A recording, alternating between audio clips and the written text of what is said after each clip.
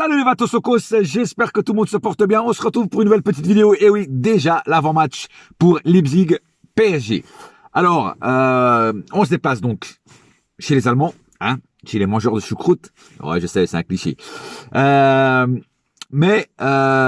alors les buveurs de bière, on peut aussi dire ça. Les bonnes bières allemandes, très bonnes. Très légère, mais très bonne. Bon, bref. Donc, on se déplace là-bas, à Leipzig, pour un match qui va, à mon avis, et sûrement être, encore une fois, un match compliqué. Pourquoi? Parce que le match aller, chez nous, il nous avait créé des problèmes. L'équipe de Leipzig nous avait créé des problèmes. On avait souffert à des moments. Il y a des moments où on a été complètement transparent, on les laissait manœuvrer.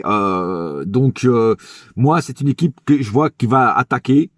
Alors il y en a qui disent oui, non, ils vont pas mettre le paquet parce ils savent qu'ils sont déjà éliminés, je sais pas quoi et tout. Non, ils vont attaquer quand même. Ils vont nous truc. Même s'ils perdent, ils veulent toujours aller chercher quand même la troisième place pour aller en Ligue Europa. Tu vois ce que je veux dire?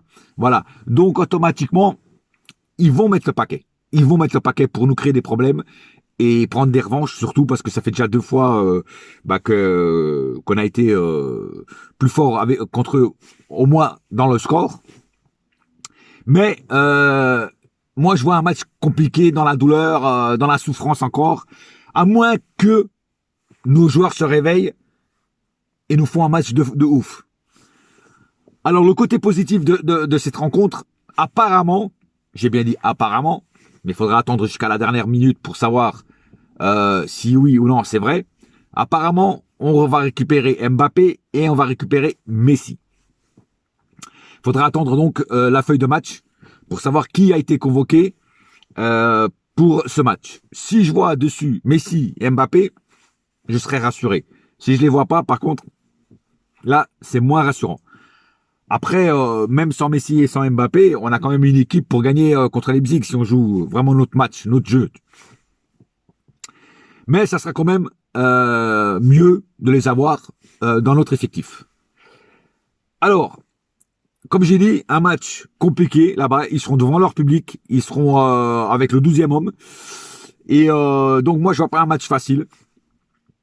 Je vois un match assez compliqué dans l'ensemble. Mais, comme j'ai dit tout à l'heure, si vraiment on sort notre jeu, on sort notre force, on montre notre force, normalement ça devrait passer. Alors après aussi, ça dépend de la composition que va mettre Pochettino. En quel compo on va jouer. Tu vois, moi j'ai toujours dit que je préfère le 4-3-3. Voilà. Et mais s'il va commencer à inventer des compos à la con comme il a inventé dernièrement et que ça n'a pas marché, qu'après durant le match il a été obligé de changer, et là dès qu'il a changé, ça a mieux marché.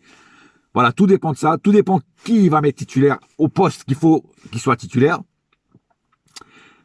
Voilà, tout ça englobe une généralité qui va ou nous faire un bon match dans la facilité, ou plus ou moins entre parenthèses, hein, dans la facilité, ou plus facile en tout cas, ou alors on va encore galérer, on va encore être dans la difficulté, dans la souffrance, même si à la fin peut-être qu'on gagnera le match ou pas, mais on sera encore dans la souffrance. Et ça, j'ai pas envie de voir, parce que j'en ai marre de voir les matchs comme ça, et surtout les matchs où il se passe pas grand-chose, où on s'endort. Alors moi, je demande pas forcément du beau jeu. Comme j'ai dit à un moment sur un live, je sais plus de qui, j'étais sur le live et j'ai dit ça, je ne demande pas forcément du beau jeu, mais au moins un jeu efficace, une tactique efficace, tu vois, une tactique qui fait mal à l'adversaire. C'est ça que je demande. Après, qu'il y ait du beau jeu, c'est la cerise sur le gâteau, tu vois, c'est un plus. Mais au moins un jeu efficace, un jeu, tu vois, où tu fais des passes, où t'as pas beaucoup d'échecs techniques, tu vois, où tu vois que le jeu il est fluide, tu vois, où tu vois quand même que c'est les autres qui courent, l'équipe adverse qui court et non toi qui cours après le ballon pour le récupérer. Voilà, tout ça, j'espère le voir dans le match contre Leipzig.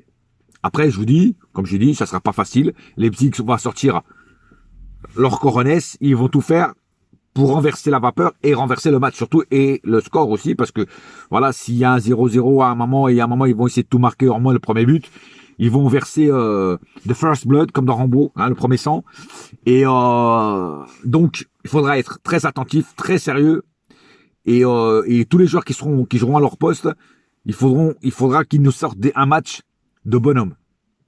Un match sérieux, un match où ils ne laissent passer rien. Et je parle pas que de la défense, je parle dans tous les postes. Il faut vraiment lâcher le moins possible de l'Est pour Leipzig. Parce que sinon, eux, ils vont en profiter et là, ça risque d'être dangereux pour nous. La compo que je verrai, moi, si je serais le coach du PSG, c'est cette compo-là que je mettrais. Dans les cages. Alors, dans les cages, c'est compliqué. Je vous dis franchement, c'est compliqué. Parce que Keylor Navas, il est super efficace. Donnarumma, sur le match de Lille, on a vu qu'il était super efficace aussi. Alors, c'est très dur de choisir. C'est très dur. Moi, j'adore Keylor Navas, vous le savez très bien. J'ai une petite préférence pour Keylor Navas. Alors, est-ce qu'on met Keylor Navas ou est-ce qu'on met Donnarumma? Ça, franchement, ça, si je serais le coach, voilà. Mais bon, allez, je me jette, je mets Keylor Navas. Voilà, parce que Donnarumma, il a joué le match, le dernier match. Je mettrai Keylor Navas. En défense, vu que Bernat n'est pas dans la liste pour la Champions League, j'ai pas trop le choix. Nuno Mendes. Côté droit, Hakimi. Parce qu'Hakimi, il est suspendu que en Ligue 1. En Ligue des Champions, non. Donc Hakimi. Charnière centrale, ça change pas. Marquinhos. Kipembe, qui malheureusement est fatigué, qui est un petit peu, voilà, truc. S'il y aurait eu Sergio Ramos, moi j'aurais mis Sergio Ramos pour ce match. Voilà, pour laisser souffler aussi Kipembe. Malheureusement, tu peux pas mettre dans un match comme ça, tu peux pas mettre quelqu'un d'autre à part Kipembe, quoi. Je te le dis franchement. Voilà. Au milieu de terrain. Alors au milieu de terrain, c'est pareil, c'est une grosse. Il y a un gros point d'interrogation parce que il y a beaucoup de candidats, mais très peu de bons candidats. Je m'explique. On a beaucoup de milieux. Le problème, c'est qu'il y a beaucoup qui n'ont pas le niveau. Ils sont pas en forme. Et on a aussi quelques blessés. Verratti, Paredes, tout ça, c'est blessé. Alors, on va mettre qui au milieu? Moi, je suis d'accord, vu le match qu'il a fait contre Lille, je mets déjà Danilo comme sentinelle, tu vois. Qui va servir de tampon un peu en défense. Et après, on va mettre qui? Moi, je remettrais Wijnaldum. Parce que Wijnaldum, il faut qu'il joue. S'il doit monter en puissance, il faut qu'il joue. S'il reste sur le banc ou qu'il joue que 10 minutes par match, il ne montre pas en puissance, il ne fera jamais des bons matchs. Et il ne pourra jamais s'installer dans le milieu du Paris Saint-Germain. Donc moi, je mets Wijnaldum pour ce match. Donc je mets Wijnaldum et Danilo Pereira. Et le troisième, si on joue en 4-3-3, attention, hein, parce qu'il peut très bien nous jouer en 4-2. Hein. Et le troisième, je vais mettre... je sais pas en fait, qu'est-ce que je pourrais mettre. Franchement, j'hésite, parce que Gay, dernièrement, les derniers matchs qu'il a fait, c'était pas au top. Herrera, un peu pareil.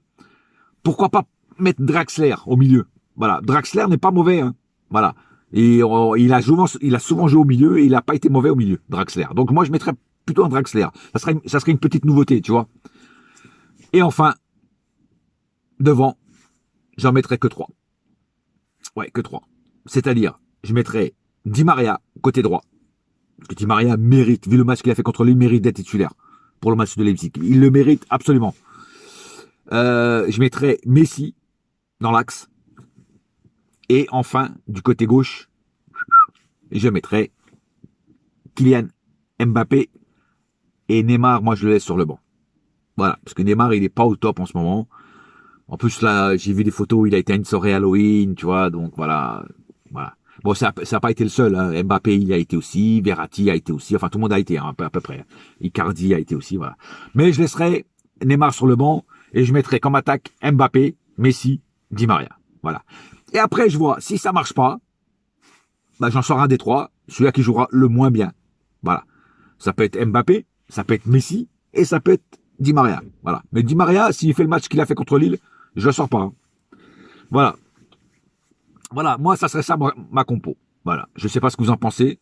Moi, en tout cas, ça serait là, si je serais le coach du PSG, c'est cette compo-là que je mettrais contre Leipzig. Voilà, pas plus à dire sur cette vidéo d'avant-match. En tout cas, je tiens aussi à remercier euh, tous les gens qui m'ont félicité pour le dernier débrief où j'ai fait un débrief version Halloween, version Michael Myers avec le masque de Michael Myers. Ça, j'ai reçu de bons retours. Alors bien sûr, je l'ai fait qu'une fois, hein, c'était pour fêter Halloween parce que c'est très dur en plus de parler avec le masque. Au bout d'un moment, j'avais chaud patate sous masque et j'étais obligé de parler plus fort parce que le masque bouche un peu ma bouche et donc t'entends moins bien, donc j'étais obligé de crier plus fort. Donc de là, c'est pour ça que j'avais chaud. Et mais bon, c'était une bonne expérience, j'ai bien aimé, et voilà. Et les gens, et vous les gens qui me suivez, vous les abonnés, vous avez apprécié. Bon, voilà.